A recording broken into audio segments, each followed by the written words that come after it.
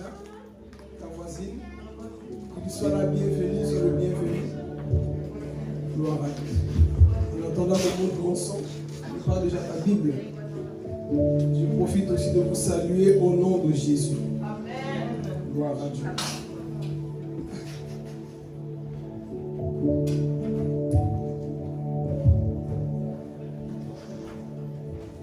Qui a trouvé sa Bible? Qui a sa Bible? Ok, tu vas te préparer. Gloire à Jésus. Qui aime la parole de Dieu? Amen. Qui aime entendre la parole de Dieu? Amen. Alléluia. Que Dieu vous bénisse.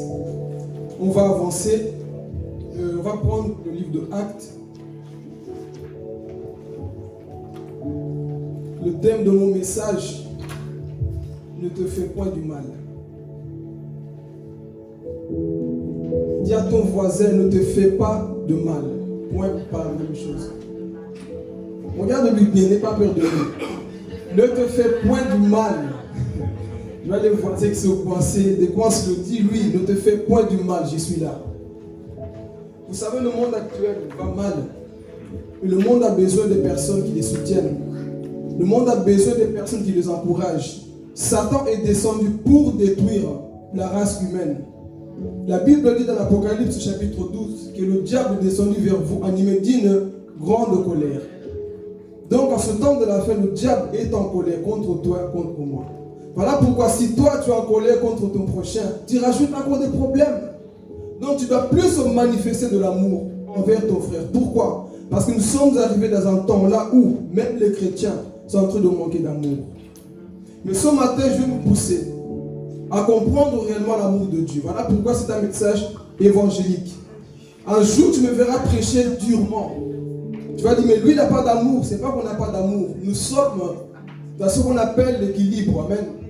Un prédicateur doit être équilibré dans tout ce qu'il dit. Vous allez me voir un jour, mais on dirait qu'il est fâché. Mais un autre jour, un autre visage pour amener les âmes à Christ. Amen. Et ça, je l'ai appris avec la parole de Dieu. Je pense tous qu'on connaît le prophète Ésaïe, n'est-ce pas? On se souvient d'Ésaïe, qu'est-ce qu'il faisait? C'est un homme qui était appelé par Dieu. Lui, ses messages au début, c'était des messages qui faisaient peur aux gens. Lorsque les gens écoutaient Ésaïe, les gens fouillaient. Pourquoi? Parce que lui, ses messages, c'était quoi? De dureté. Il était à chaque fois en train de dire malheur aux hommes riches, malheur aux hommes qui ont beaucoup d'argent. Ça, c'était ses messages. Bon, je suis vraiment lâché.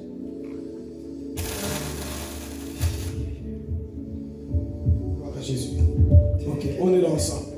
Donc, Ésaïe, c'était cet homme à chaque fois. Malheur aux hommes riches, malheur aux hommes qui ont beaucoup d'argent, malheur aux hommes qui ont des maisons. Tant qu'il n'était pas équilibré. Ici, vous lisez Ésaïe chapitre 1, chapitre 2, chapitre 3, chapitre 5, jusqu'au chapitre 6. Moi, j'aime. Vous savez pourquoi? Dans le chapitre 6, Ésaïe va rencontrer le Seigneur. Lui qui disait malheur aux autres, le jour qu'il a rencontré le Seigneur, il a dit quoi? Malheur à moi. Ésaïe chapitre 6, verset 1. Le jour de la mort du roi Osias, j'ai vu le trône de l'Éternel très élevé. Et j'ai vu le séraphin. J'ai vu la robe de l'Éternel qui remplissait quoi? Tout le temple. Et l'un des séraphins a pris une pierre et elle a mis quoi? Sur ma bouche. Et depuis ce jour-là, Ésaïe est un prédicateur équilibré. Un prédicateur équilibré. Il pouvait maintenant annoncer la venue de Jésus. La venue de Jésus, on commence à partir d'Ésaïe chapitre 7. Il commence à prophétiser la venue du Messie. Il ne condamnait plus les gens, mais il donnait l'espoir aux gens qui étaient perdus. Et tant que prédicateur, notre but, c'est de corriger et donner de l'espoir aux gens qui sont perdus. Et c'est ça que nous allons voir ce matin. Beaucoup de gens sont dans le désespoir. Des familles sont détruites. Les églises sont détruites. Notre but à nous, c'est de pouvoir ramener ces personnes vers le cœur du Père. Amen. Notre devoir, c'est de ramener les perdus vers le cœur du Père. Amen. Amen. Et ce matin, sois attentif. Nous allons lire. Et ensuite, on va décoller. Nous allons comprendre beaucoup de choses. Amen. Donc, prenez avec moi le livre de Actes. Actes des Apôtres. On connaît déjà tous cette histoire. On va parler du geôlier. J'avais déjà introduit, mais je vais recommencer ici. Alléluia. Actes chapitre 16. Je vais voir si tu prépares déjà pour la lecture. Prenez avec moi le livre de Actes chapitre 16. On va lire à partir du verset 23. Si tu l'as trouvé, tu dis je suis chrétien. Si tu ne l'as pas trouvé, tu dois te convertir. Amen. Ok, on va prendre le livre de Actes chapitre 16 à partir du chapitre 16 à partir du verset 23 jusqu'à 34. Suivez attentivement la lecture. Amen. Après les avoir roulés de coups, ils les ont jetés en prison en recommandant aux gardiens de la prison de les surveiller de près. Face à une telle consigne, le gardien les a jetés dans la prison intérieure et a emprisonné leurs pieds dans des entraves. Vers le milieu de la nuit, Paul et Silas priaient et chantaient les louanges de Dieu et les prisonniers les écoutaient. Tout à coup, il y eut un tremblement de terre si violent que les fondations de la prison ont été ébranlées. Toutes les portes se sont immédiatement ouvertes et les liens de tous les prisonniers ont été détachés. Lorsque le gardien de la prison s'est réveillé et a vu les portes de la prison ouvertes, il a tiré son épée, prêt à se tuer car il croyait que le prisonnier s'était enfui. Mais Paul a crié d'une voix forte, « Ne te fais pas de mal, car nous sommes tous ici. » Ne te fais pas de mal. Ne te fais pas de mal. Vous allez comprendre un peu de la prédication. Continue. Car nous sommes tous ici. Alors le gardien a demandé de la lumière et est entré précipitamment et s'est jeté tout tremblant aux pieds de Paul et Silas. Il les a fait sortir et a dit, « Seigneur, que faut-il que je fasse pour être sauvé ?» Paul et Silas ont répondu, « Crois au Seigneur Jésus-Christ et tu seras sauvé, toi et ta famille. » Et ils lui ont annoncé la parole du Seigneur, ainsi qu'à tous ceux qui étaient dans sa maison. À cette heure-là de la nuit, le gardien les a emmenés pour laver leurs plaies. Il a immédiatement été baptisé, lui et tous les siens. Après les avoir conduits chez lui, il leur a servi à manger. Il se réjouissait avec toute sa famille d'avoir cru en Dieu. Est-ce qu'on peut acclamer la parole de Dieu?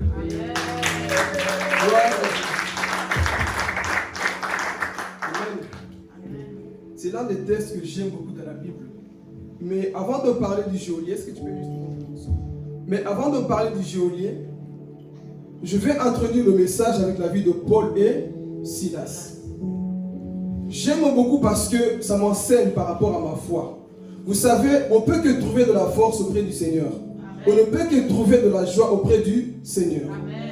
La Bible va nous dire qu'un jour dans Acte 16 qu'on a lu justement, que Paul et Silas étaient en train de marcher pour aller où? Dans le temple. Pour aller où? Prier. Mais pendant qu'ils marchaient, ils vont rencontrer une servante du diable, une sorcière, une personne qui avait l'esprit de Python. Je suis rentré dans la méditation, j'ai interrogé le Saint-Esprit. Pourquoi cette servante était là? Parce que tout ce qu'elle va prophétiser au sujet de Paul, c'était vrai. Elle disait quoi? Voici les hommes de Dieu. Voici les personnes qui vous annoncent la bonne nouvelle. Ce n'était pas faux. Mais le diable avait un projet, avait un plan pour empêcher le ministère. Parce que ce qu'elle disait, c'était vrai. Alors elle s'est mise là parce que le diable a permis qu'elle soit là. Vous savez pourquoi? C'était pour empêcher Paul de prêcher. Le diable savait très bien que Paul avait l'esprit de discernement. Le diable savait très bien que si Paul comprend que cette personne est animée de l'esprit diabolique, Paul va délivrer la personne. Et du fait que ces personnes dépendaient de cette personne pour manger, alors on va arrêter Paul pour le mettre en prison. Alléluia. Et c'est ça qui va se passer. Paul et Silas sont en train de marcher. Elle vient se mettre devant leur chemin. Elle commence à dire des choses vraies. Mais Paul agacé, la Bible dit Paul agacé, dites-moi Paul agacé. Il doit être agacé des fois contre ses esprits.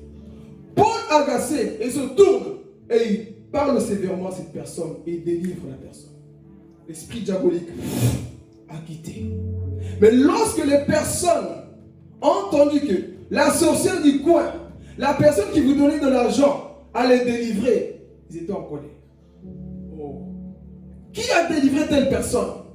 Qui a enlevé l'esprit diabolique qui était dans la vie de cette personne? Paul et Silas. Arrêtez-moi ces gens-là. Je vais parler. Rappelez-vous dans Actes chapitre 16, verset 16, la Bible dit qu'ils partaient dans le temple, qu'ils étaient en train d'aller où? Dans l'église. On les arrête où? Chemin de l'église.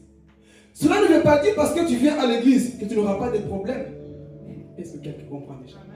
Cela ne veut pas dire parce que tu viens à l'église que tu n'auras pas de problèmes. Satan enverra des personnes pour te barrer la route. Mais j'ai compris une chose. Satan voulait empêcher Paul et Silas d'aller prier à l'église. Mais ces hommes étaient tellement remplis du Saint-Esprit qu'ils ont dit, si on ne se trouve pas au temple, la prison devient une église. Si on nous empêche de prier, ma maison deviendra une maison de prière.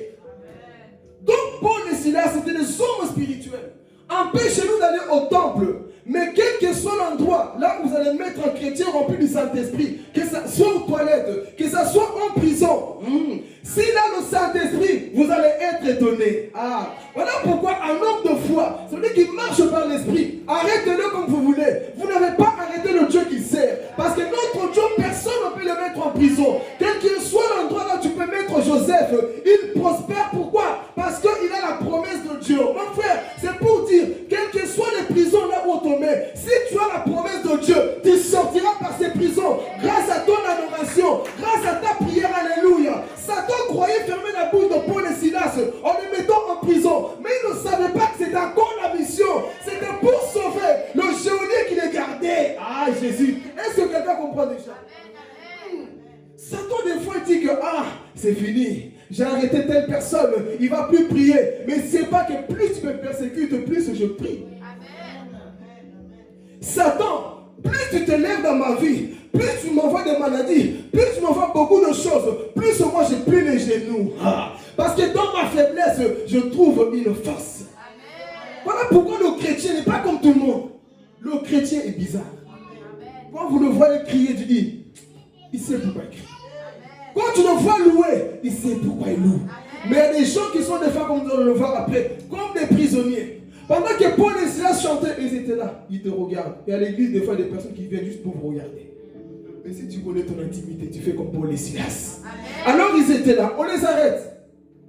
On va commencer à quoi? À les frapper. Et vous savez qu'à cette époque, on ne frappait pas les gens avec des simples fouets. Dans les fouets, ils mettaient des clous, ils mettaient des lames. Vous savez pourquoi? Quand on frappait, il fallait que ça rentre dans ta peau. Et ensuite, ils arrachaient ta peau. Et on te frappait. Et ce jour-là, ils ont ramassé 49 moins 1, donc ce qui va donner 39 coups sur le dos. On les a arrêtés. C'était quoi leur péché? Ils avaient péché? Leur péché, c'est quoi? Ils n'avaient pas de péché. Mais pourquoi on les a arrêtés? Tout simplement parce qu'on a fait du bien. Le monde nous haïra toujours, mes frères et sœurs. Un jour, tu vas prier pour quelqu'un qui est malade. Tu vas prier pour un sorcier. On va te persécuter. Ils vont dire, mais pourquoi tu l'as délivré? Un jour, tu vas prier pour quelqu'un qui était dans l'occultisme. Le jour que tu viens prier, ils vont te persécuter. Pourquoi? Parce qu'il y a des familles aujourd'hui qui ont consacré leur fils au diable. Il y a des familles aujourd'hui qui ont consacré leurs parents dans le camp de l'ennemi pour avoir de l'argent. Quand vous voyez beaucoup de stars, beaucoup ont consacré leur famille au diable pour avoir du succès. Et le jour que tu te convertis, si tu pries, ils vont te persécuter. Et c'est ça qui va se passer. Ils arrêtent Paul et Silas. On les met au milieu de la milieu de la place, en train de quoi? Frapper. Les clous rentrent dans la peau et ils enlèvent, le sang sort. Imaginez-vous la douleur. Mais Seigneur, on est en train de les prier. Pourquoi tu ne défends pas? Un homme spirituel n'attend pas que Dieu le défende. S'il souffre, il sait pourquoi il souffre. S'il passe par des tribulations, il sait le pourquoi. Seigneur, j'ai décidé de te suivre, donc je dois m'attendre aux injures. Je dois m'attendre que les gens me critiquent. Je dois m'attendre que les gens se moquent de moi parce que j'ai choisi le vrai chemin. Et le vrai chemin, on va te persécuter. Donc on le met en train de les frapper. Bam, bam. Imaginez-vous la douleur. Et c'est pas tout. On les arrête, on les attache, les mains et les pieds. Le geôlier les prend et les jette où? En prison. Ils n'ont pas murmuré ce que j'aime. Si c'était nous aujourd'hui, moi j'étais à l'église. J'étais en train de prier, je suis le Seigneur, pourquoi tant de persécution? Moi j'abandonne la vie chrétienne. Et ils ont dit, je n'abandonnerai pas mon Dieu. À cause des persécutions, je vais prier. Alors on les jette en prison. Ils étaient là. Je pense que c'était Paul qui a commencé ou Silas. Écoute, l'heure est en train d'avancer. On a une mission. Mettons-nous à chanter. Ils ont commencé à louer, à prier. Eh Yahweh, Koumama, c'était pas le chant, c'est moi qui dis. Eh Yahweh, Koumama. T'imagines, qui peut chanter dans sa douleur ici? Véritable adoration, c'est lorsque tu as mal, mais que tu loues l'Éternel.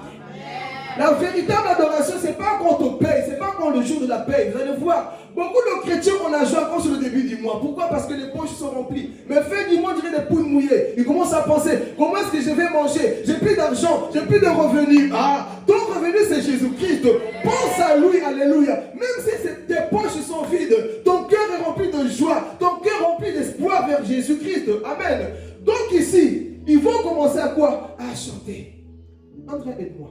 Eh Yahweh, Koumama, eh Yahweh, Koumama. Ah, les gens regardent, comment ça? Ils ne voient pas qu'on souffre.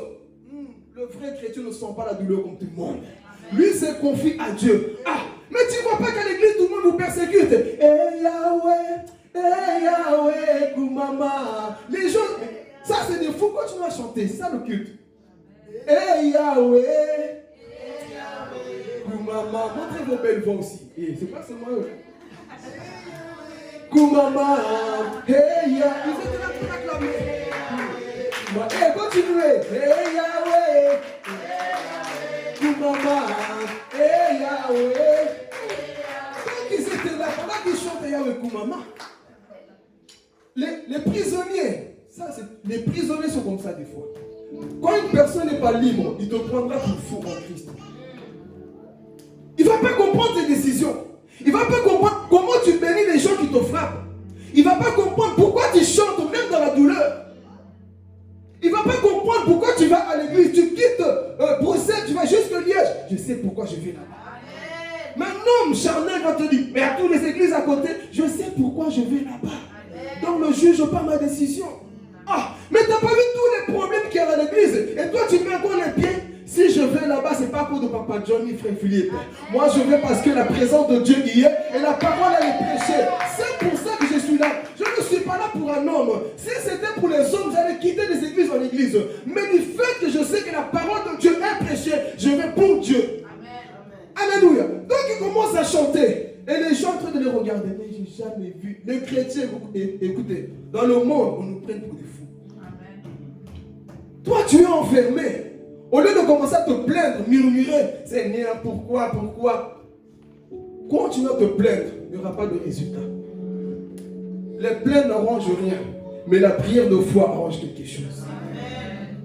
Quand tu te confies à lui, tu dis, Seigneur, tu as vu ma situation, Dieu te voit. Et prie, continue de prier. On répond au chant, les amis. Et Yahweh.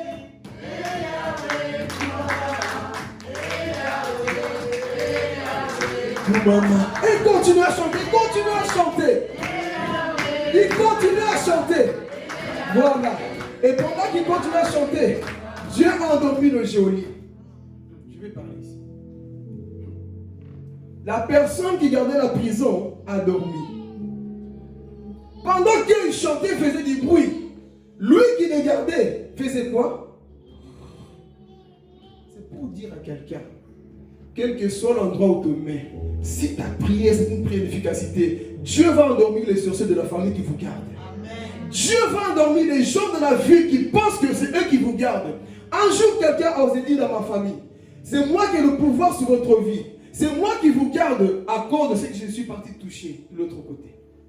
Mais à ce moment-là, moi, j'ai commencé à quitter ce cercle-là de la sorcellerie. Et quand je me suis converti, j'ai vu les choses face à face. La personne qui me combattait en rêve, on s'est vu, on se connaît. Mais à contre fétiche là, les choses ne marchaient plus. C'est là où la persécution a commencé. Dieu a endormi ces personnes et j'ai quitté ce lieu-là. Et c'est ça que Dieu fait. Beaucoup de gens sont dans les églises, mais ils sont encore contrôlés, liés par des geôliers de la famille. Des personnes qui vous gardent, des personnes qui vous condamnent, des personnes qui ne veulent pas que vous puissiez avancer. C'est vrai qu'on n'aime pas trop dire ça ici. Mais des personnes qui ne se marieront jamais tant que vous n'avez pas détruit les liens dans vos familles. Ton cas, ce n'est pas mon cas. Toi, peut-être ça marche dans tout. Mais une personne qu'on a dit, depuis qu'elle est née, on l'a consacrée dans les cimetières pour dire qu'elle ne va jamais se marier. Ne va jamais avancer dans la vie. Il n'aura jamais de joie. Il y a des personnes comme ça. Nous allons avancer après, nous allons le voir. Il y a des personnes comme ça dans la famille. Ta vie, elle est limitée. Tu arrives dans un endroit, tu as l'impression de tourner en rond. Et tu retournes encore. Et tu te plains à chaque fois. Fais attention. Ta vie peut être quoi? Liée quelque part par des journées. Mais laisse-moi te dire que si tu viens, si tu te convertis, si tu abandonnes le péché, si tu te donnes réellement à Jésus, ces geôliers-là vont dormir dans la famille et vont se poser des questions. Qui est-ce qui est en train de prier, qui fait trembler les prisons spirituelles? La prière du juste a une grande efficacité. Amen. Quand tu pries avec efficacité, Dieu entre en jeu. Alors vous êtes là, Yahweh Koumama, Yahweh, Yahweh. Yahweh, il continue à chanter. La Bible dit, vers minuit, pendant que le jeune, lui dormait. Au lieu de surveiller les gens, il dormait. La prière, vous vous rappelez quand Élisée avait rendu les gens aveugles? On est venu le chercher. Qui cherchez-vous? Un tel homme, Élisée. Tous les 500 personnes aveugles. Vous jouez avec les hommes de prière. C'est parce qu'on ne connaît pas la capacité qu'il y a en nous. Voilà pourquoi on joue des fois avec des petits péchés mignons, avec des choses, on joue. Mais quand tu connais ton identité, quand tu connais la capacité que tu as, un sorcier vient à ton rêve, tu le menaces. Vous savez, moi j'ai changé ma prière. Au début, vous savez, c'était quoi ma prière avant de dormir? Seigneur, protège-moi s'il te plaît. Si le diable vient, Seigneur, s'il te plaît. Je prie plus comme ça. Seigneur, je vais dormir. Si un démon ose venir, que l'ange qui me garde le brûle, je dors en paix. Ça, c'est lorsqu'on attend cette maturité. Mais les prières, Seigneur, s'il te plaît, oh le démon, j'ai vu une ombre noire. Quand tu as l'assurance en Christ, mon frère, tu dors dans la tranquillité. Mais déjà, Seigneur, protège ma maison. Écoute, Dieu te protège déjà comme on dit toujours. Si tu es dans l'obéissance, ta maison est déjà protégée automatiquement. C'est ton obéissance qui fait que ta maison, ta famille, elle est protégée en Christ. Donc, je n'ai pas besoin de jeûner, de prier encore. Seigneur, tu vois, fais ceci. Non, si je sais que je demeure en Christ, je suis en sécurité. Alors ici, il commence à prier, le geôlier dort. Vers le milieu de la nuit, qu'est-ce qui se passe? Les prisons commencent à trembler. Vous voyez comment Dieu fait les choses? Normalement, lorsqu'il y a un tremblement de terre, comme je l'avais dit, qu'est-ce qui se passe? Tout tombe, non? Mais pourquoi ce jour-là, juste les portes, regarde là, il y avait juste les portes qui étaient quoi, ouvertes. Il n'y avait pas de fissures, juste les portes, plus que prison break. Plus que prison break, il vient la puissance de Dieu a fait trembler les portes. Et le geôlier, il voit, oh, mais où sont passées ces personnes? C'est là où on va rentrer dans le but du sujet. Le geôlier était là, il voit, oh, j'ai entendu un bruit. Qu'est-ce qui se passe? Où sont les prisonniers? Il avait peur parce qu'il avait une grande place là où il était. Est-ce qu'on se souvient? Il avait une grande place. Alors il s'est dit, si ces personnes fuient, on va me tuer. Si ces personnes partent et se libèrent, moi, je perds ma place. Donc le geôlier en soi n'avait plus d'espoir. Dites avec moi, il n'avait plus d'espoir. Il n'avait plus d'espoir. Pourquoi? Parce qu'il pensait que tous les prisonniers s'étaient enfouis. Mais regardez Paul, un homme spirituel. Il le voit de loin et il le dit, c'est là où j'ai tiré le titre du message. Ne te fais point du mal, parce que nous sommes tous ici. Il avait pris son épée, il allait se tuer. Mais Paul a vu et lui a dit, ne te fais point du mal. Il y a ton voisin encore, ne te fais point du mal. Touche-le, mon frère, touche-le, tu dis, ne te fais point du mal, n'aie pas honte. C'est très important ce qui va assister ici. Ne te fais point du mal. Si cet homme, suivez très bien maintenant, si cet homme, le geôlier, n'était pas mort, c'est parce qu'il y avait une oreille, il y avait des yeux qui le regardaient pour qu'il ne puisse pas se suicider. Vous savez combien de gens meurent aujourd'hui? Combien de gens sont dans le désespoir? Combien de gens se suicident en ce temps de la fin? Beaucoup. J'ai étudié un peu. Au moins ici en Belgique, par jour, il y a au moins 6 personnes qui se suicident. 6 personnes qui se disent aujourd'hui, j'enlève ma vie, je me suicide. Des fois, c'est parce qu'il n'y a pas l'oreille de Paul. Il n'y a pas les yeux de Paul qui peut dire, ne te fais pas ceci, je suis là avec toi. Des fois, nous rencontrons des gens qui sont tristes dans nos familles, des gens blessés, les gens rejetés. Ces personnes ont besoin que tu leur dises, ne te fais pas du mal, je suis là. Des fois, nous voyons les symptômes de ces personnes qui veulent se suicider.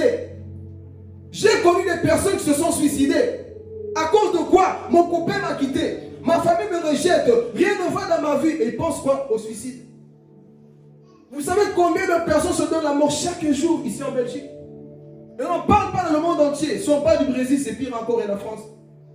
Il manque des oreilles pour leur dire, écoute, ne te fais pas du mal. Jésus est la solution pour ton problème. Soyez des fois sensibles à écouter le cœur de ces personnes. Au lieu de les juger, Paul ici ne va pas juger le geôlier. Il n'a pas dit, bon, toi là, c'est toi qui m'as frappé, c'est toi qui m'as enfermé, allez, tue-toi. Non, il a eu la compassion pour lui dire, ne te tue pas. Ne te fais pas du mal, nous sommes là. Le monde a besoin d'écouter ces paroles. Ne te fais pas du mal, papa est là. Ne te fais pas de mal, je suis là pour te fortifier. Amen. Écoutons les cœurs de ces personnes. Ne dis pas, moi je ne suis pas à leur place, ils vont mourir. Non, mets-toi des fois à leur place pour comprendre la douleur d'une personne. Des fois on juge trop vite les gens. Ne juge jamais la parole d'une personne si tu ne connais pas le fond de son cœur. Parce que beaucoup de gens qu'on voit, ils sont forts, costauds, mais à l'intérieur, ils sont en train de pleurer. Ils ont besoin de Jésus. C'est à nous d'annoncer l'évangile. Écoutez le cri de leur cœur. Ne dis pas oui, mais ils ont tout dans la vie. Non, écoute le cri de son cœur. Ce sont des personnes qui veulent mourir. Ce sont des personnes qui veulent se donner la mort, comme le geôlier. Manque beaucoup d'attention dans nos églises. Des fois, au lieu de pointer du doigt aux gens qui viennent, écoutons d'abord leur cœur. Qu'est-ce qui se passe dans ta vie? Il y a des personnes qui viennent de voir ici. Nous en avons marre de la vie. Ils veulent se donner la mort. Et nous, étant que serviteurs de Dieu, enfants de Dieu, on doit s'approcher vers ces personnes pour leur dire, ne te fais pas du mal. Ne te donne pas la mort. Un jour, tu seras étonné. Ta meilleure amie, ton mari, ta femme, la personne qui est à côté de toi, l'un d'eux se suicide. Ah, mais c'est nous, j'étais là. Tu étais là, mais tu passais ton temps à le critiquer. Tu passais ton temps à le juger sans connaître l'état de son cœur. Apprenez à nous asseoir et à examiner les personnes avec qui on parle. Toi, tu vois sa situation.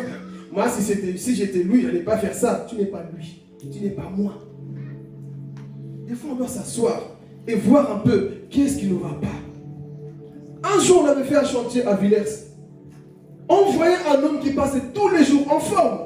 Il n'avait pas de symptômes de quelqu'un qui avait des soucis. Il était bien chaque jour. Le lendemain, on retourne au chantier. On ouvre son jardin, c'est pendu. Mort. Pourquoi? Des choses qui vivent. Des fois, il manque des personnes pour leur dire, ne te fais pas du mal. Des blessures intérieures. Mon copain m'a quitté. Moi, je vais tout perdre. Moi, j'ai tout perdu. Mon travail m'a lâché. L'homme est sensible. Il a besoin d'une force surnaturelle pour surmonter les épreuves de la vie. Pourquoi beaucoup vont fumer? Pourquoi beaucoup vont dans la drogue? C'est parce qu'il leur manque quelque chose qui est Jésus. Et si nous, Église, on ne présente pas Jésus à ces personnes, beaucoup vont se perdre. On pense qu'ils ont la joie parce qu'ils ont l'argent. Non, l'argent ne donne pas la joie. Les maisons ne donnent pas la joie. Les voitures ne donnent pas la joie. Tu peux avoir tout ce que tu veux, mais sans Jésus, c'est la mort, c'est le suicide. J'ai vu un homme, j'ai oublié son nom. Un homme qui est trop connu, beaucoup d'argent. Hier, je l'ai vu, avec ses bling-bling, mort. Est-ce qu'il a emporté toute sa richesse? Il n'a pas emporté. La vraie richesse, comme on répète souvent ici, c'est d'avoir Jésus dans ton cœur. Ça, c'est le plus important. Sinon, même si je n'ai pas tout ce que je voulais avoir sur la terre, mais j'ai la clé pour aller au ciel qui est Jésus. Ça, c'est le plus important. Alléluia. Avec l'argent, tu peux acheter toutes les terres sur la terre. Tu peux acheter toutes les maisons, mais tu ne peux pas acheter le ciel. L'argent te donne l'accès à acheter tout sur la terre, mais jamais pour aller au ciel. La seule clé, le seul billet, la seule vie, c'est Jésus pour aller au ciel. Donc quand tu vois ces personnes, toi des fois, tu les as envies. Tu as vu sa maison? Tu as vu ceci? Oui, tu as vu ceci, mais il n'a pas Dieu. Toi, tu as Dieu. Donc ne pense pas parce qu'il a beaucoup d'argent, parce qu'il est riche, parce qu'il te sourit, qu'il est heureux, qu'elle est heureuse. Beaucoup sont en train de crier comme le geôlier. Ils veulent se mettre l'épée pour mourir. Beaucoup veulent se donner la mort et ils ont besoin de toi et moi, mon frère, ma soeur, pour aller sauver ces personnes. Ne regarde pas les biens qu'ils ont. Ne regarde pas le visage. Vois plutôt le cœur. Je vous dis une vérité. Des fois, excusez-moi de dire ça, mais des fois, c'est nous-mêmes qui tuons ces personnes. Des fois, c'est nous-mêmes, Église, nos familles, dans nos familles, qu'on tue ces personnes. Comment? Par notre dureté, par notre jugement. On tue des fois les blessés qui viennent dans nos maisons. Au lieu de s'asseoir et d'écouter, nous c'est toujours « Ah, lui aussi. Ah, toi aussi. » Mais un jour, lui aussi, toi aussi, il s'est pendu. À cause de toi, parce que tu n'as pas écouté le cri de son âme. Apprenons à être comme Jésus. Paul a eu l'amour. Il a dit, écoute, ne te fais pas du mal. Je suis là. Le temps d'arriver des fois d'appeler cette personne que tu ne vois plus. Tu ne sais pas ce qu'elle est devenue, mais appelle-le. Je suis là pour toi. Ne te fais pas du mal. Vous savez, des fois, un simple message peut réjouir le cœur de quelqu'un. Juste pour lui dire, passe une bonne journée et sache que je t'aime. Il y aura des frères qui vont voir peur et dire, je dis je t'aime, par contre je l'aime vraiment. Alors rajoute, je t'aime de l'amour du Seigneur. Je suis avec toi, n'abandonne pas. Je ne sais pas ce que tu traverses, mais sache que Dieu est avec toi. Peut-être que ce jour-là, la personne est en train de se pendre, mais il voit ton message. Il y a quelqu'un qui m'aime encore et il abandonne. Un jour, lorsque j'ai commencé mes vidéos sur Facebook, je disais mon message, je crois. Je parlais, le thème c'était la persévérance du chrétien. Et j'avais encouragé les gens à ne pas abandonner la vie de la foi. Et il y avait une personne, le même jour, voulait se suicider. Et la vidéo, les gens partageaient. Cette vidéo, la personne l'a écoutée, elle a pleuré, elle a abandonné l'idée de suicide. Elle m'a écrit directement. Moi je l'ai appelé, on a prié, on a chassé l'esprit de suicide. Aujourd'hui la personne elle est là. Pourquoi? Parce que des fois mes frères et sœurs, il faut écouter les cris des gens. Faire les choses selon la conviction de Dieu. Parce que beaucoup de gens, nous on voit ils sont heureux. Non, ils ne sont pas heureux. Le monde actuel, mes frères et sœurs, surtout à ce temps de la fin, les gens ne sont pas heureux. Comment se fait-il que les gens, son mari, divorcent, prennent un copain et demain c'est notre copain? Ils n'ont pas la joie. Ils ont ceci, mais demain tu les vois en train de se saouler. Ils n'ont pas la joie que toi tu as. Donc des fois écoute les cris de leur cœur. Amen. Et si j'aime un homme, Judas, on va prendre Matthieu. Affiche le juge, les gens vont le regarder. Vous savez pourquoi Judas s'est suicidé? Je pense que j'ai déjà touché ce mot ici. Judas est parti se pendre.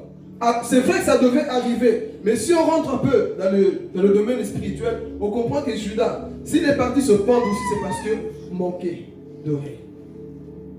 Il manquait, Matthieu 27. Matthieu chapitre 27, regardez. Judas a vendu Jésus. Il a trahi son maître, mais après, il a quand même regretté. Il a dit, non, j'ai commis un grand péché. J'ai livré un homme innocent. Et va faire demi-tour, comme on dit, la repentance, c'est quoi? Faire demi-tour. Mais le problème, il est parti se confier aux mauvaises personnes. Regardez. Il a trouvé des braques. 27 chapitre 3, verset 3. C'est lui qui l'a trouvé, peut le lire. Ah, ok. Alors Judas, celui qui l'avait trahi, regardez, voyant qu'il était condamné, fut pris de remords et rapporta les 30 pièces d'argent aux chefs des prêtres et aux anciens. Regardez, suivez très bien. En disant, j'ai péché en faisant arrêter un innocent. Ils répondirent, en quoi cela nous concerne-t-il? C'est toi que cela regarde. Attends, on va s'arrêter ici. Il s'est repenti, il est parti se confier. Mais est-ce qu'il l'a encouragé? Je vais parler. Aujourd'hui, ce n'est pas le monde qui tue l'église, c'est l'église qui tue l'église. Ici, c'était au temple, c'était pas à l'extérieur, c'était soi-disant des hommes de Dieu, des frères en Christ. Je les appelle des frères en Christ. C'est des gens qui étaient comme ça tous les jours. Rabbi Adonai, Shalom. C'était ces mêmes personnes qui vont pousser cet homme Judas à aller se pendre. Au lieu de l'écouter pour lui dire, écoute, c'est vrai, le Dieu que nous servons est compatissant, il peut quoi? Te pardonner, donc va te repentir, il n'y a pas de souci, va trouver Jésus, dis-lui la vérité. Mais regardez leur réponse. En quoi cela nous regarde? C'est toi que cela regarde. Donc ce n'est pas notre affaire. Je viens vers toi pour me confier, j'ai besoin d'aide. Toi tu dis, écoute, moi ça ne me regarde pas. L'église aujourd'hui des fois est devenue comme ça. Les gens viennent pour se confier, on leur dit, c'est ton problème, ça te regarde. Alors quand il a entendu ça, regardez sa réaction. Judas jeta les pièces d'argent dans le temple. Dans le temple, à l'église. Se retira et alla se pendre. Oui. Pensez-vous vraiment si on l'avait écouté, il allait se pendre? C'est vrai que la prophétie devait s'accomplir, mais si on prend dans un autre temps. Si franchement ici les gens disaient non, Judas c'est pas grave, ça arrive à tout le monde. Déjà Pierre lui-même l'a trahi 3 fois. Donc toi tu n'es pas le dernier, donc va te repentir, il peut te pardonner. Judas n'allait pas se pendre ici. Et beaucoup de gens aujourd'hui sont comme ça. Beaucoup vont se donner la mort parce que tout simplement des fois nos actions, notre attitude leur fait comprendre que c'est ton problème. Et quand il n'y a plus d'attention, quand il n'y a plus d'oreilles pour encourager ces personnes, les gens partent de se pendre. C'était le cas de Judas ici. Amen. Nous retournons au geôlier. Donc le geôlier dans cette prison allait aussi se quoi? Se tuer. Mais Paul a vu de loin. Mon fils, ne te fais pas du mal. Et quand il a vu l'amour que Paul lui a manifesté, souvenez-vous que c'est lui qui a jeté Paul en prison. Mais quand il a vu l'amour, il y a que l'amour qui peut changer quelqu'un. Il n'y a que l'amour qui peut changer les gens endurcis. Des fois, tu peux voir un homme musclé, tatouage costaud. Mais dans son cœur, là, si tu lui donnes de l'amour, il devient humble. Et cet homme-là, lorsque il a vu Paul lui dire ne te fais pas du mal, la Bible dit quoi? Il est parti se jeter au pied de qui? Parce qu'il a vu cet homme empêcher la mort, il ne veut pas du mal, donc je vais suivre cet homme-là. Le monde veut suivre les gens qui leur montrent le chemin. Le monde veut suivre les gens qui leur montrent l'amour. Amen. Et c'est ça qui va se passer. Il se jeta à ses pieds. Et maintenant cet homme va être quoi? Sauvé. Lui qui gardait les gens, lui peut-être qu'il se moquait des prisonniers. Mais quand il fait face à Jésus au travers de Paul, l'homme se convertit. Qu'est-ce que je dois faire pour être sauvé? J'ai vu que Dieu est puissant. J'ai vu son amour. J'ai vu comment Dieu est fidèle à vos vies. Qu'est-ce que je dois faire? Crois seulement, Seigneur Jésus, toi et ta famille, vous serez. Le geôlier, lui qui gardait la prison, qui ne croyait pas en Dieu, qui a participé au massacre de Paul, maintenant se convertit. C'est ça la vie chrétienne. On ramène cet homme à Christ. Et l'homme se donne réellement. Il abandonne sa vie. Maintenant, ce que j'aime ici, quand on a lu, on a bien suivi. Ce que j'aime ici, lorsque tu te convertis, tu dois manifester les actes. Lis le verset 33.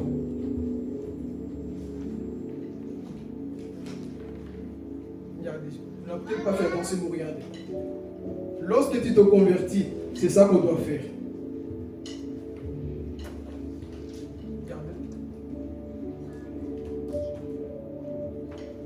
À cette heure-là de la nuit, le gardien les a emmenés pour laver leurs plaies. Il a immédiatement été baptisé, lui et tous les siens. Qui a compris? Laisse le verset. Tu es converti maintenant, mais tu dois faire les actes, mon frère, ma soeur. Il n'y a pas de vie chrétienne sans actes. Toi, depuis que tu es converti, tu ne fais rien. Depuis que tu es en Christ et tu es paralysé, tu n'es pas encore converti. Parce que c'est lui qui se convertit, je vais insister ici. C'est lui qui trouve, je donne 10 euros. Quelque chose ici que le geôlier va faire. Et moi, ça m'a étonné. Waouh! C'est là que j'ai vu que cet homme était vraiment quoi? Papa, ne participe pas. Je vais avoir 10 euros. C'est là où j'ai vu que cet homme était vraiment quoi? Changé, né de nouveau. Oui, mais il y a quelque chose qu'il a fait. Il a lavé des plaies. Est-ce que toi, tu peux laver les plaies des gens que tu as blessés dans le monde? Tu es converti, oui, tu as participé, tu as vu comment on les a frappés. Et tu vois comment ils sont blessés. Tu vois comment ils sont dans la servitude. Est-ce que tu peux dire, je m'en fous. Aujourd'hui, j'ai changé. Je viens laver tes plaies. Je viens t'essuyer. Je viens te demander pardon. Je viens te montrer que Dieu m'a réellement changé. Un chrétien qui ne va pas dans son passé pour demander pardon, chose auquel il sait qu'il doit demander pardon, n'a pas encore changé. Parce qu'ici, ce geôlier-là, il va se rabaisser pour dire, bon, j'ai participé, j'ai vu comment on les a frappés, mais je m'abaisse pour prendre soin de toi, Paul. Parce que j'ai vu comment toi, tu as pris soin de moi en prison, et moi, à mon tour, je prends soin de vous. Je commence à laver les plaies. Dieu te dit ce matin, va laver les plaies de Paul que tu as blessé. On a blessé beaucoup de personnes. C'est peut-être aussi dans nos familles, ton mari, ta femme, tes enfants, les gens que tu connais, tu as blessé des personnes. Dieu te dit ce matin, va laver les plaies de ces personnes. On voit que la vie chrétienne est accompagnée des actes. Tu ne peux pas me dire que tu es converti. Tu restes comme ça tous les jours paralysé comme un mort. Non. La vie chrétienne, c'est une vie là où on montre les actes. Par notre façon d'agir, on montre aux gens qu'on a réellement changé. Est-ce que nous avons réellement changé? Aujourd'hui, il y a trop de chrétiens théoriques qui parlent trop mais qui font moins. Ici, il n'a pas parlé. Mais il montre que non, Paul, je suis un homme qui a réellement accepté le Christ. J'ai accepté la vie éternelle. Aujourd'hui, c'est moi qui va quoi? Prendre soin de toi. On connaît tous la parabole du bon samaritain. On connaît tous. Il a pris soin de cet homme qui était quoi? Couché par terre. Et c'est là où on voit l'amour du chrétien. C'est lorsque tu vois ces personnes, mes frères et sœurs, les personnes même qui t'ont blessé à toi, va leur demander pardon. Est-ce qu'on peut le faire? Amen. Écoute, quand tu as vraiment Jésus dans ta vie, quand tu as Christ dans ta vie, le pardon n'est plus un problème. Amen. Tu pardonnes facilement. Amen. Parce que tu sais une chose, j'allais mourir. Quelqu'un m'a dit, ne te fais pas du mal. Pourquoi moi je ne dois pas prendre soin de ces blessures? Pourquoi moi je ne dois pas pardonner les gens qui m'ont blessé? Très souvent c'est quoi? Ce qui m'a fait, non, je ne peux pas. Ce qui t'a fait, tu as tabassé Paul aussi, non? Tu l'as offert le dos. Combien de gens on a blessé dans nos familles? Combien de gens on a blessé dans nos vies? Mais quand c'est nous à pardonner, le cœur devient comme de la pierre. Et c'est là où on voit que tu n'es pas converti. Parce qu'un vrai converti, le pardon c'est normal.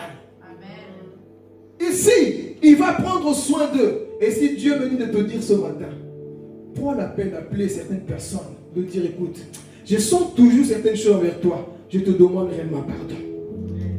On va se réconcilier. Mais le pardon, c'est pas seulement je prends soin de toi. Des fois, tu invites ces personnes à la maison, comme nous allons le voir après. Tu invites ces personnes parce que des fois, c'est facile de dire Dieu, ok, tu m'as pardonné, je te pardonne, c'est normal. Mais une personne physique, dis-lui, bon, on va se réconcilier. Pas parce qu'il t'a juste dit un petit mot. Une personne qui t'a humilié. Je peux parler? Ton ex là qui t'a humilié. Cette personne qui t'a humilié, moi là, non, je ne peux pas. Tout ce qu'elle m'a fait, tout ce qu'il m'a fait, non. Moi je le pardonne de loin, moi je reste loin, non. Quelque chose a coulé dans le cœur. T'as vu ce qu'elle m'a fait? Est-ce que toi, tu peux dire aussi, ce que j'ai fait à Jésus, j'étais dans les boîtes de nuit, j'ai avorté, j'ai couché. Mais comment toi, tu ne veux pas pardonner la personne qui est en face de toi qui t'a fait des choses? Et pourtant, nous, des fois, on a fait pire même que ces personnes. Mais on a du mal à pardonner. Et vous pensez que Dieu ne mettra pas sa justice? Si, il la mettra. Et ce que Dieu veut pour toi, c'est que tu puisses avoir la liberté dans ton cœur. Parce qu'aujourd'hui, beaucoup de chrétiens n'ont plus cette liberté dans leur cœur.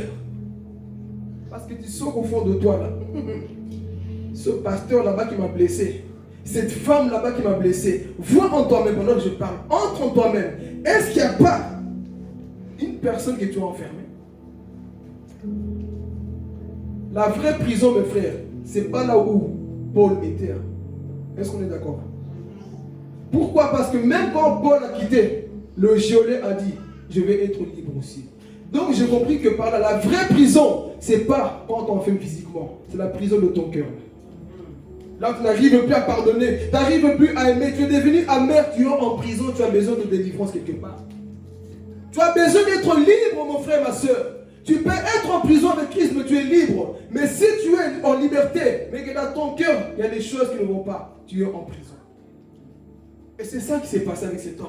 Il s'est rendu compte que non, je dois laver les plaies de ces personnes-là. Et ensuite, qu'est-ce qui se passe? Il va inviter Paul à aller dans sa maison annoncer l'évangile. Amenons la parole dans nos familles. Amenons la parole vers les perdus. Parce qu'eux aussi, ils ont besoin de voir que je suis sauvé. Ils ont besoin de voir que toi aussi, quoi, tu es sauvé. Et lorsque toi, tu vas vers ces personnes, tu amènes le salut. Et ces personnes sont sauvées au travers de ton témoignage. Je vais parler. Cette personne devait mourir, n'est-ce pas? Il y a des gens qui devaient mourir. Mais le temps est arrivé que tu ailles dire à ta famille, j'allais mourir un jour, mais Christ m'a sorti de là. Christ m'a sauvé. Viens à l'église. Viens suivre le Seigneur, la personne qui m'a sauvé. Viens voir la personne de Jésus-Christ. Alléluia. Un homme a prêché l'amour. Un homme a prêché la droiture. Et j'ai vu comment Dieu m'aimait. Je ne me suis plus donné la mort. Amen. Alléluia. Et il va ramener Paul et Silas dans sa maison. C'est ça l'évangile. Pourquoi aujourd'hui on n'arrive plus, je vais parler, non. Pourquoi aujourd'hui, on n'arrive plus à ramener l'évangile à nos maisons? Pourquoi on reste bouche bée? On dit ici Alléluia, dès qu'on quitte la porte, c'est autre chose. Quand tu es converti, tu vas insister dans ta famille. Je ne dis pas de le forcer comme je ne sais pas quoi. Quand Jésus, non, ton amour, ta façon de faire ton témoignage va les attirer. Parce que tes parents pensaient que tu étais bien physiquement, mais ils ne savaient pas que tu mourrais spirituellement. Mes parents pensaient que j'étais bien, mais la nuit j'étais agacé par des esprits. Par le vol, par beaucoup de choses. J'étais agacé par ça. Et aujourd'hui, beaucoup sont dans nos familles. Les gens vous voient et pensent que vous êtes bien physiquement, mais spirituellement, quelque chose ne va pas. Alors cet homme, il va prendre, il va quoi? Les ramener. Paul arrive là-bas, commence à annoncer la parole de Dieu. Toute la famille est quoi? Convertie. Et pas seulement la famille. Même ceux qui étaient à côté ont entendu la parole. Ils étaient quoi? Touchés. Donc il était en désespoir. Mais quand la parole de Dieu vient dans ta vie, le désespoir disparaît. Amen. Est-ce que quelqu'un a compris? Cet homme-là, lorsqu'il croyait qu'il avait tout perdu, il était en désespoir. J'ai tout perdu. Oh, Jésus, je sens la présence de Dieu. Mais quand il a rencontré le Seigneur, l'espoir est entré dans sa vie. C'est pour dire à quelqu'un, tu avais peut-être tout perdu. Tu as peut-être tout perdu. Mais ce matin, je t'annonce Jésus-Christ. Je ne t'annonce pas ma personne. Je ne t'annonce pas mes habits. Mais je t'annonce Jésus-Christ. Jésus-Christ de Nazareth. C'est lui qui donne l'espoir aux perdus. Cet homme devait se donner la mort. Mais quand il a rencontré Christ, il a retrouvé l'espoir. Ces personnes qui veulent se donner la mort ne peuvent que trouver l'espoir si tu leur montres Jésus. Et s'ils retournent à Jésus-Christ. Alléluia. C'est ça qui va se passer. L'homme là, qui était triste, son visage réel maintenant. Maintenant, je vais te poser la question. Toi qui as rencontré le Seigneur, pourquoi ton visage est toujours désespoir, attristé? Est-ce que tu es conscient que Christ habite en toi? Est-ce que nous sommes conscients que Jésus habite en nous? Là, je vais équilibrer. On a parlé de gens qui n'avaient pas Christ. Maintenant, toi qui as Christ, dimanche prochain, d'après, je vais prendre un fouet. Louange ici, on doit louer. Oui, je vais parler. C'est fini ce culte-là, comme on a dit. On loue toi. Est-ce que tu es conscient que tu n'es plus dans le désespoir? Est-ce que tu es conscient que Christ habite en toi? On ne doit plus forcer des personnes qui ont Christ en eux d'adorer. On ne doit plus te forcer. Loue, dis Amen. Non, Amen veut tout simplement dire ainsi soit-il. Et Apocalypse dit que Jésus s'appelle oui et Amen. C'est son nom. Donc quand tu dis Amen, des fois tu dis le nom de Jésus et que tu es d'accord avec sa parole. Mais des choses qu'on doit pomper. Si on ne saute pas, et il ne saute pas. Et des fois des simples paroles comme ça te font sauter. Pourquoi? Parce que le Saint-Esprit est en toi. Le désespoir, mon frère, ma soeur, pourquoi tu es toujours désespéré?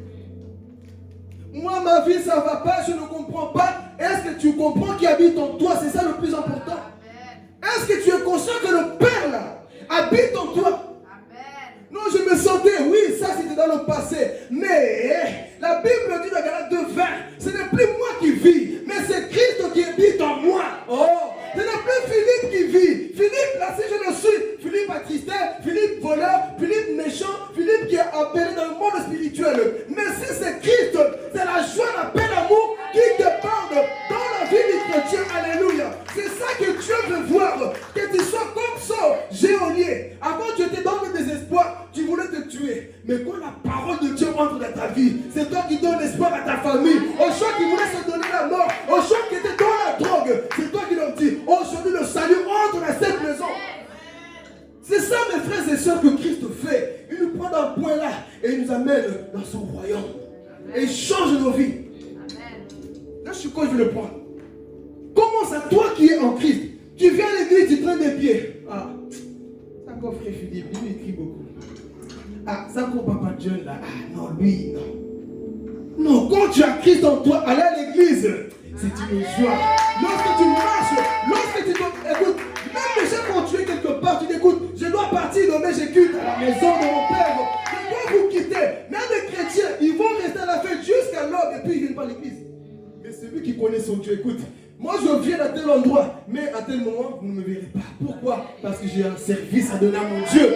Alléluia. Mais des personnes se disent, nous gazougués, et ils vont se saouler. Et puis demain, ah, j'ai pas entendu mon réveil. Bon, Dieu, tu comprends. Dieu ne te comprend pas.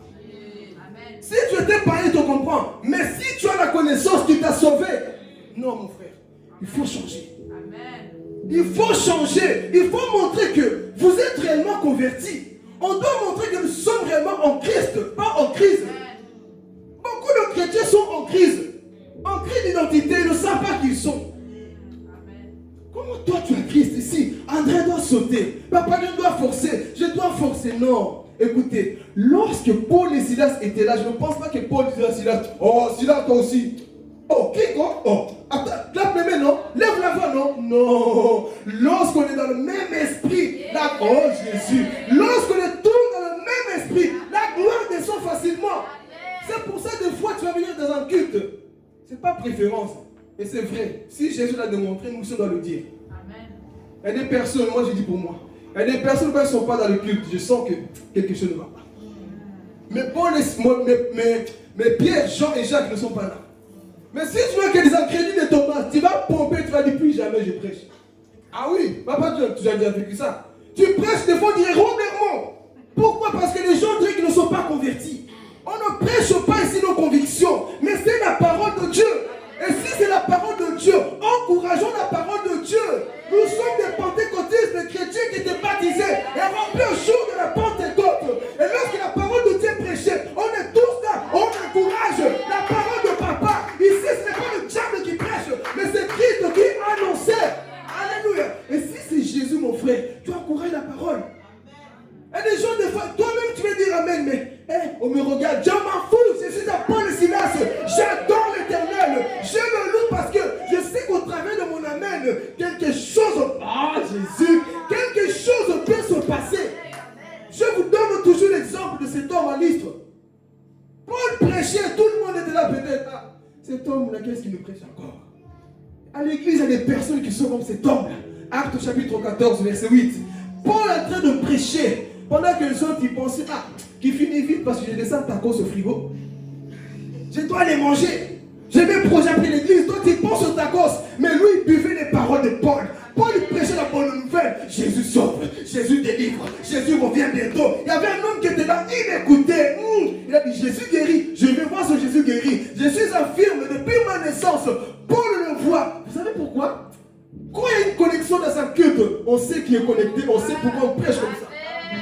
Donc Paul a vu, lui là, il ne pense pas à Fumwa. Lui là, il ne pense pas à Madessou. Il pense à la parole de Dieu. Et Paul le voit. Comment Paul a su que cet homme avait la foi? Paul lui dit, toi là, je sais que tu as la foi. Au nom de Jésus, lève-toi et marche. Tout d'un coup, l'homme, boum, il commence à marcher. Pourquoi? Parce que l'homme buvait les paroles qui sortaient de la bouche de Paul. Et ce matin, si tu écoutes ces paroles, Dieu peut faire trembler les prisons là où on t'enfermait au nom de Jésus-Christ. N'écoute pas comme tout le monde. Viens écouter parce que toi, tu as la foi. Amen. Parce que tu espères en l'Éternel. Tu veux voir un changement. Il y a des gens pour dire Amen, on dirait qu'on a mis des scotch dans la gorge. Oui, maintenant. Mais envoie-lui une blague sur WhatsApp. Sorcier. À l'église, tu es comme un mort, tu fatigues les prédicateurs. Mais envoie une blague qu'il aime là. Les blagues sur Facebook. Les blagues sur, c'est quoi la TikTok, c'est le TikTok là. On t'envoie une blague là qu'on aime. La Dieu te dit. Quand tu es dans ma maison, tu es comme un mort, tu penses au fou, moi. Là même, tu es en train de chercher beaucoup de blagues pour écouter, pour rigoler. Mais dans ma parole, tu n'es pas en train de dire, Seigneur, touche ton serviteur, qui dit encore des paroles qui veulent me toucher. Là, tu ne le fais pas. Tu intercèdes même qui dit des bêtises. Nous sommes encouragés pour des bêtises, mais non pour la parole de Dieu. Vous allez voir beaucoup qui sont ils aiment ça. Ils sont à fond dans les blagues.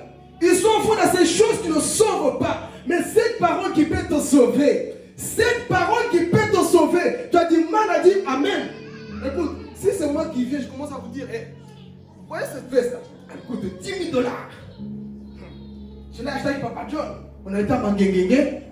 On a gaspillé beaucoup d'argent. Hein? Là, tu peux fuir même l'église. Dieu t'autorise. Le jour que tu vas entendre mon Papa John en train de se vanter ici, moi, vous voyez, les habits que je porte, tout ça là, ça coûte cher, hein? Moi, Dieu m'a béni et pas vous, hein? Là où tu peux fuir. Et le jour que moi je vais commencer à m'inventer, tu vois les chaussures crocodiles, tu vois les chaussettes là, ça coûte cher. Tu peux fuir.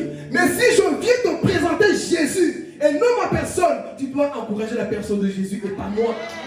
C'est ça l'église, frères et sœurs. Ah non, lui prêche ces choses à lui, je ne te prêche pas mes choses, je te prêche ce qui est de la parole de Dieu.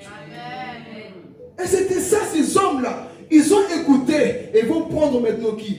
Paul. Il l'amène où? Chez lui. La maison qui était peut-être en désespoir. Ils ont connu le salut. Nos maisons, nos familles ont besoin de cet espoir. Écoutez, je vous dis une vérité. Peu importe tout ce qu'on peut faire dans nos familles, de réunion par réunion, tout ce qu'on veut, si Jésus n'est pas au centre, nos familles, nos foyers, un couple qui marche là où Jésus est au milieu. Une famille qui fonctionne, c'est là où Jésus est au milieu. S'il n'y a pas tout ça, rien. Et c'est ça que cet homme a compris. Non, Paul, Silas, venez. J'ai encore d'autres membres dans ma famille qui doivent connaître la parole. Ils sont rentrés. Ils ont quoi? Écouté. Et c'était quoi? Sauvé. Le salut est entré dans cette maison. Amen. Et si on a parlé de cet homme, Jéhovah, je vais tout simplement donner quelques signes que nous voyons aujourd'hui. Et que tu dois faire attention à ces personnes qui ont cet esprit suicidaire aussi. Soyez attentifs.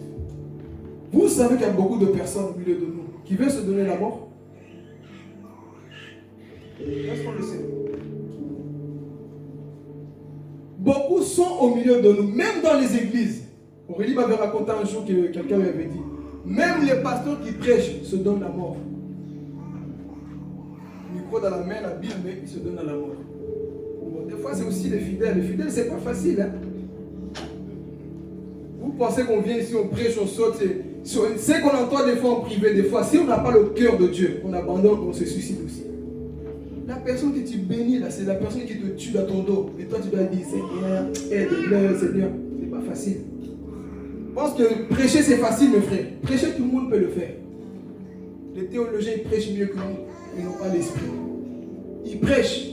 C'est pas facile. Donc, des fois, les mêmes personnes que tu encourages, c'est les mêmes personnes, là, comme on dit. Les mêmes qui ont dit Hosanna, c'est les mêmes qui ont dit crucifiez-le. L'homme n'a pas changé. Je vais dire un secret à quelqu'un. Ne t'attache jamais à 100% à un homme. Même ton mari, même ta femme, ne t'attache jamais. Dieu ne ment pas. Jérémie 17,5.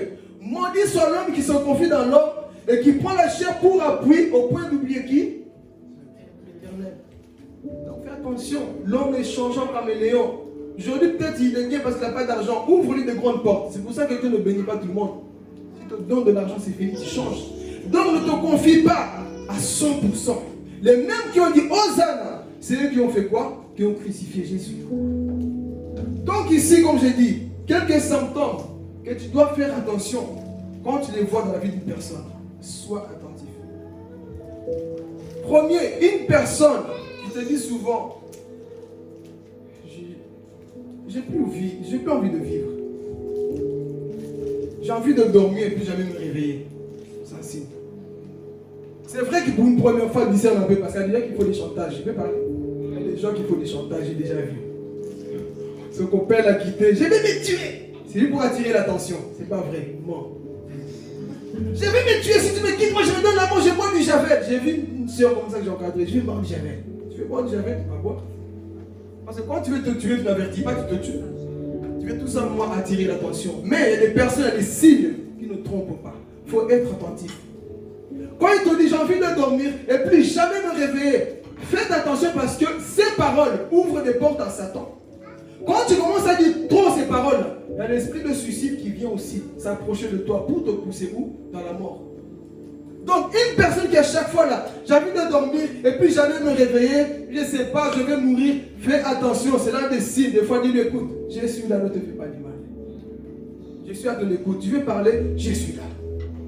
Ne te fais pas ceci. Si tu veux te confier, je suis là. Je n'ai peut-être pas l'argent à te donner, mais je m'entends te donner. Je n'ai peut-être pas l'or à te donner, mais j'ai Jésus à te présenter. Je n'ai pas tout ce qu'il faut, mais j'ai Jésus. Mais l'évangile aujourd'hui, Papa John, a changé. Aujourd'hui, c'est plus. Hein. Je n'ai ni or ni argent à te donner. Aujourd'hui, c'est j'ai or à te donner, mais je n'ai pas Jésus. C'est ça qu'on voit l'évangile aujourd'hui. Les choses matérielles. Je n'ai ni Jésus, mais j'ai l'or et l'argent à te donner. Non, si tu as Jésus, l'or et l'argent t'appartiennent déjà automatiquement. Si ce n'est pas ici sur la terre aussi, il y a de l'or qui t'attend. Donc ces personnes, mon frère, ma soeur, ils ont besoin que tu leur montres quelque chose. Ils doivent se sentir consolés. Ils doivent se sentir aimés. Amen. Ils ont besoin de ça. Donc quand tu vois cette personne à chaque fois, ne dis pas oui, mais toi aussi, tu n'as jamais de joie. Toi aussi, quand tu fais ça, tu es en train de le pousser au souci. Donc des fois, Seigneur, encore supporter donne-moi la patience, je supporte. Parce que si tu commences à me dire, mais toi aussi c'est toujours comme ça, toi aussi, un jour, blessé par ses émotions, il part se suicider. Donc j'ai écouté cette personne, c'était vrai. Mais, j'ai dit d'abord, mais. Si tu te suicides, tu vas en enfer.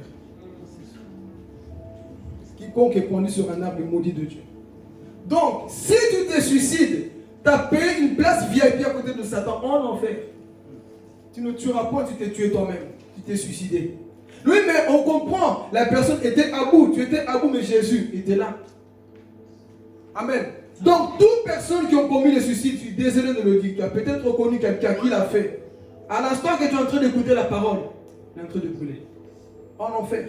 Parce que le suicide ne te sauve pas. Parce qu'on va croire que, comme je me suis suicidé, fin à ma vie. C'est fini. Je mets fin à ma vie. Tu mets fin à ta vie. Tu sais ce que Dieu voulait faire dans 2 ans avec toi.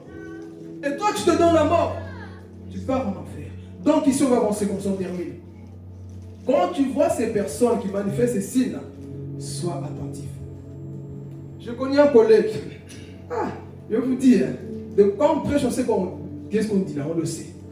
J'ai un collègue, un papa, barbu, il avait tout là. Un jour, sa femme le quitte, il vient au travail. Vous savez, le monde sait qui vous êtes. Même si des fois ils vous critiquent, ils se moquent de vous, ils savent qui vous êtes. Cet homme ne me parle pas beaucoup. Lui, il attend toujours, Philippe est toujours dans son coin, lui avec son Jésus, là, il faut le laisser, il faut le laisser. Ok, laisse-moi. C'était la semaine passée. Sa femme le quitte. Il vient au travail, il n'avait plus d'espoir. Tu vois quelqu'un qui travaille, tu sens qu'il est vide. Il n'y a rien en lui. Et la personne commence à manifester un langage de quelqu'un qui veut vraiment mourir. Et il m'a dit la même parole. Tu sais, Philippe, j'ai envie de dormir et puis j'avais me réveiller. Pourquoi tu dis ça? C'est là qu'il m'a expliqué son cas. Ma femme m'a quitté, maintenant je m'en fous. Je vais commencer à me bourrer excusez-moi du terme, je vais commencer à me bourrer la gueule. Maintenant c'est fini, je vais au café tout le temps, je vais boire. Maintenant il arrive à voir, je vais lui faire du mal. Écoute, ne fais pas ça, je l'ai conseillé. Mais il était tellement pris dans ses pensées. Je lui ai présenté Jésus. Moi, j'ai donné ma sémence. Mais lui, il est parti dans ces choses-là. Et pendant que je lui parlais, un papa, je vois des larmes qui commencent à sortir. Hé, Seigneur, pourquoi il vient se confier à moi s'il me persécutait? Pourquoi il ne va pas chez des païens, là, ses potes là, avec qui il parle? Pourquoi il ne va pas chez eux? Parce qu'il sait que là-bas, on ne va pas le consoler, on va le critiquer. On ne va peut-être pas lui donner ce qu'il lui a besoin. Alors, il vient me trouver en cachette comme Nicodème. Il doit te parler. Et pendant qu'il me parlait, je vois des larmes couler dans ses yeux. Je dis, ah Seigneur, un papa comme ça pour tout simplement à cause de divorce. Et il s'est fait virer du travail parce que c'était une personne qui était toujours absent, il faisait des choses un peu bizarres. Tout ça à cause de quoi? Des sentiments. Et il a tout perdu. Il m'a dit, tu sais, j'ai compris une chose dans la vie, on peut tout perdre en 1 minute.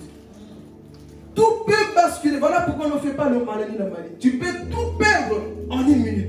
Il a perdu sa femme. Son fils l'a perdu. Elle a perdu quoi? Le travail. Tout perdu. Pourquoi?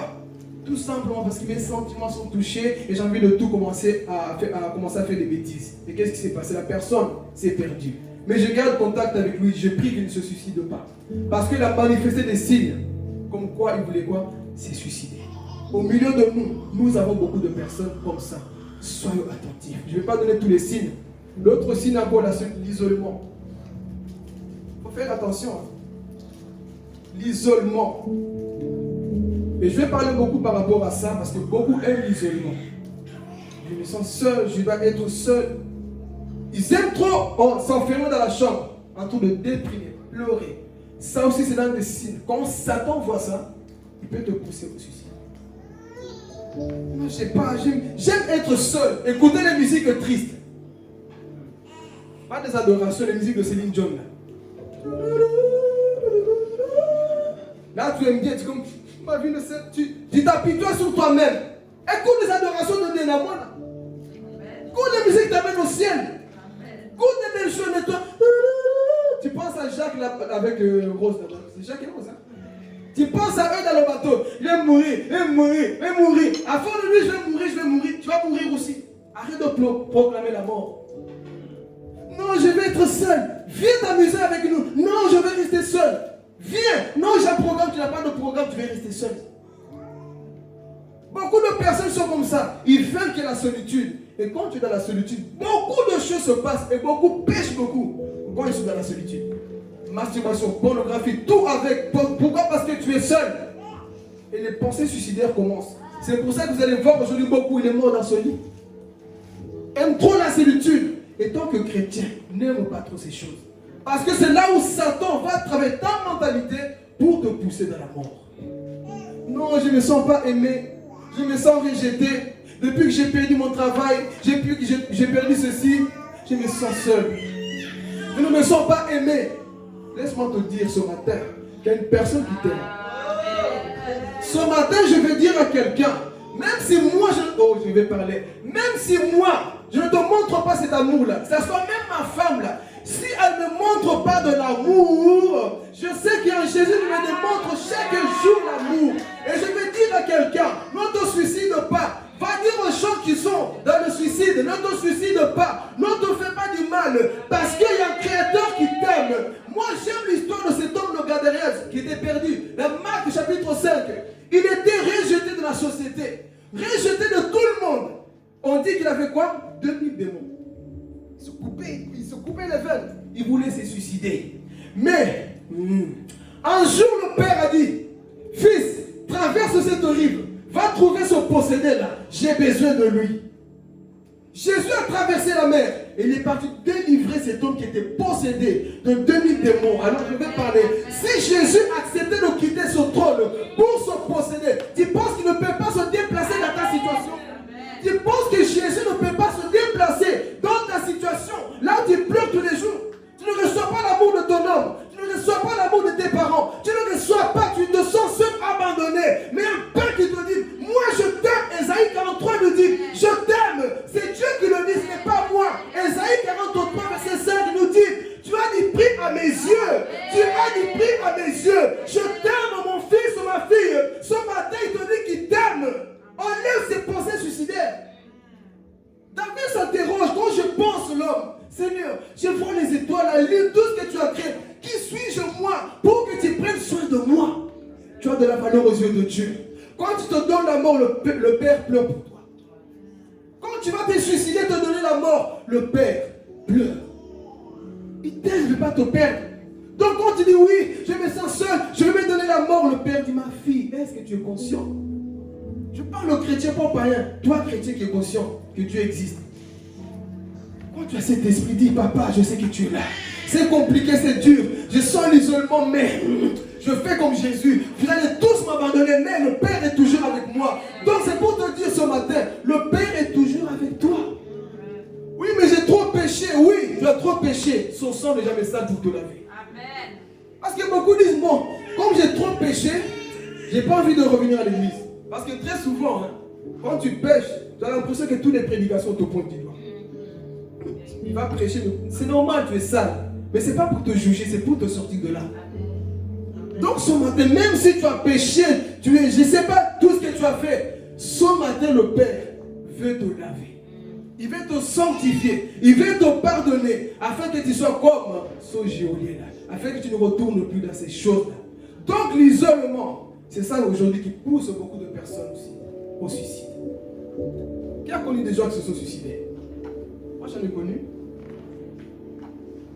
Donc tu vas encore en voir. Des fois ils ont du mal à parler parce qu'ils montrent une apparence, ils sont trop durs, trop fermes. Et très souvent les personnes dures, c'est des personnes blessées. C'est pas parce qu'une personne, tout le monde a dureté que non, en fait c'est une carapace. Ils se couvrent. Mais c'est des personnes blessées dans la vie. Et des fois ils ont besoin d'aide.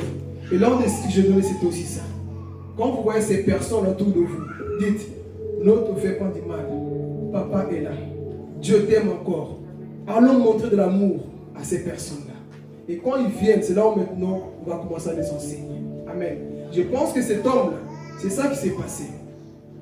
Dieu a ramené Paul en prison tout simplement parce qu'il avait un projet pour cette femme ici. Donc des fois ne te plains pas, Seigneur, pourquoi je suis en prison? Dieu sait pourquoi il te met en prison. Dieu sait pourquoi qu'on te met en prison. Parce qu'il sait très bien qu'au travers de cette prison, il y aura le geôlier et le geôlier va t'amener dans sa famille. Donc accepte des fois d'être rejeté, d'être enfermé dans certaines choses. Dieu sait ce qu'il fait avec toi. Amen. Donc ici, on va terminer. Tu as entendu ce message. C'est un message calme. Mais c'est pour nous pousser à la réflexion. Tu connais peut-être les personnes qui veulent se donner la mort. C'est peut-être toi aussi ce matin. Mais Dieu t'a parlé. Le temps de se relever et de se réveiller en même temps. Depuis le temps de rester assis. Tu n'avais plus d'espoir, oui. Mais maintenant la parole est venue te donner quoi? De l'espoir. Parce que si tu ne changes pas, qui va te juger? C'est le geôlier. Est-ce qu'on est d'accord? C'est cet homme qui va te juger. Pourquoi? Il va te dire, écoute, moi aussi, j'étais dans mon désespoir, la parole est venue, je n'étais plus. Pourquoi toi, depuis que tu écoutes la parole, tu es toujours dans le désespoir? Quelque chose ne va pas. Donc il faut vraiment nous réveiller, l'Église. Le monde est en train de partir, le monde est en train de souffrir, mais le monde a besoin de guérir. Le monde a besoin de Paul et Silas qui vont leur dire, ne vous faites pas du mal. Papa est là pour vous sauver. Amen. Que Dieu vous bénisse. On se mettre debout. Alléluia Jésus. Là où Dieu t'a parlé, individuellement, s'il faut demander pardon à Dieu, tu lui demandes pardon parce que tu as négligé sa parole. Dis-lui, Seigneur, j'ai écouté ta parole ce matin. Tu me montres à quel point tu m'aimes.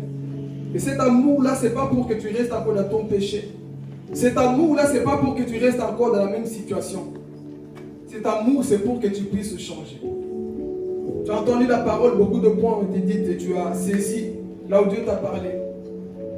Dis-lui, Seigneur, tu m'as parlé. Là où tu as même blessé le cœur du Père, vous savez, parce que quand tu dis, Seigneur, je me sens seul, je vais me suicider, je n'ai plus goût, tu es en train de dire à Dieu, tu ne seras rien dans ma vie. Parce que lui-même, il a dit, je serai avec vous tous les jours. Mais toi, tu dis, Seigneur, je ne sers à rien, ma vie n'a plus de sens. Non, ta vie, il y a un sens dans ta vie. Et Jésus, ce matin, vient pour te dire, je t'aime. Tu as du prix à mes yeux. Tu as de la valeur à mes yeux. Et je t'aime. Retourne tout simplement dans le chemin. Prie dans Dieu, mon frère, ma soeur.